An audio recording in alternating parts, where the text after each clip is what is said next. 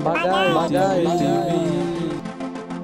Uhali gani ndugu mtazamaji wa Mbagaye TV? Ninakuletea habari kwa ufupi kutoka jijini Arusha na mimi mtangazaji wako Mkuu Juma. Huko mkoani Mwanza, wilaya ya Ilemela, tumeweza kupata taarifa za ugonjwa wa mlipuko ambao unaathiri zaidi miguu pamoja na kinywa cha wanyama wafugwao kama ng'ombe pamoja na mbuzi. Kwa lugha ya kitaalamu, ugonjwa huo unaitwa foot and mouth disease. Tujiunge na mwanahabari wetu Athumani Rashidi kutoka katika wilaya hiyo ya Ilemela. Tumsikilize. Mimi mwandishi wako wa habari Athumani Rashidi kutoka wilaya ya Ilemela jijini Mwanza. Hapa nimeweza kuzungumza na mfugaji aliyepatwa na athari za ugonjwa huu katika mifugo yake. Basi tumsikilize mfugaji kipi kilichotokea katika mifugo yake. Kwa majina naitwa Mama Tindile kutoka wilaya ya Ilemela hapa mkoani Mwanza.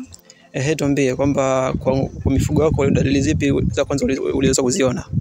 Mifugo wangu wamekosa hamu ya kula, pia wanachechemea.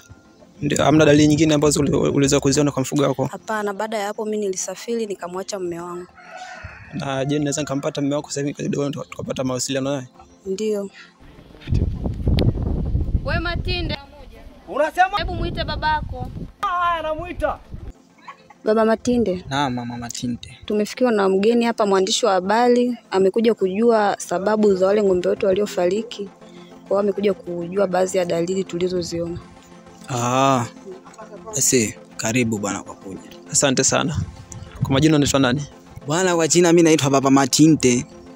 Nilikuwa nauliza kwamba kwa wanyama wako ulipata na dalili zipi kwa wanyama wako waliokuwa naumwa? Kwa dalili ambazo nimeziona kwenye mnyama mwenyewe ni kama yule pale na wengine tayari wameshakufa, sawa?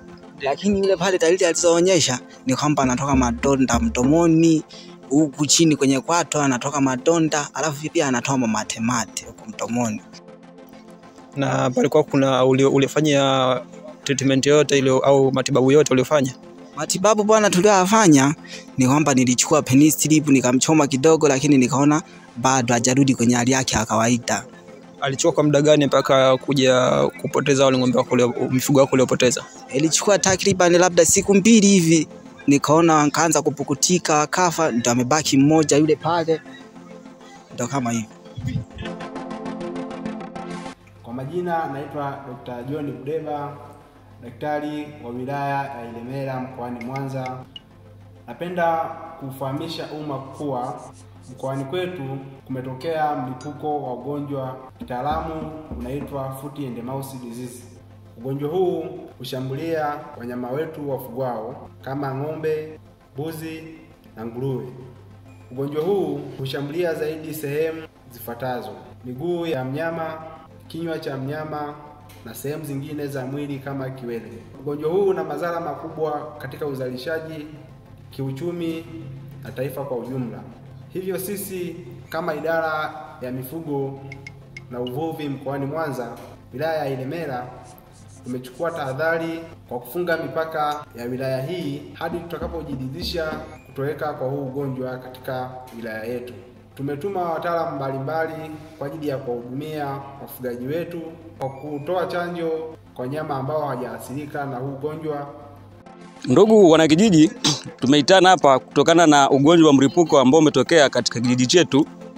Hivyo basi tunashauriwa kuchanja kutokana na ugonjwa huu ambao umetokea.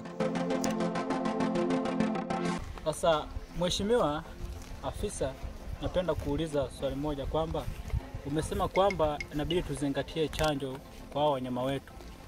Swali langu ni kwamba je, hiyo chanjo inatolewa kwa mnyama ambaye ni mzima ama mnyama mgonjwa? Ndugu mwanakijiji, hii chanjo itatolewa kwa wale wanyama ambao hawaumwi. Kwa wale ambao wanaumwa tutawatenga. Samani afisa, huu ugonjwa tunatibu uponi, kwa nini? Ndugu mwanakijiji ambaye umeuliza swali, ni kwamba huu ugonjwa hautibiki au unasema hauna tiba. Hivyo basi mnyama akiwa amepata hizi dalili au anaugua, tunampa supportive drug ili kuweza kumsaidia. na huduma zingine za kuwasaidia wanyama ambao wameathirika kama huduma za awali. Asanteni kwa kunisikiliza. Nikiripoti kutoka wilaya ya Ilemela jijini Mwanza, mimi ni Athman Rashidi, Mbagaye TV.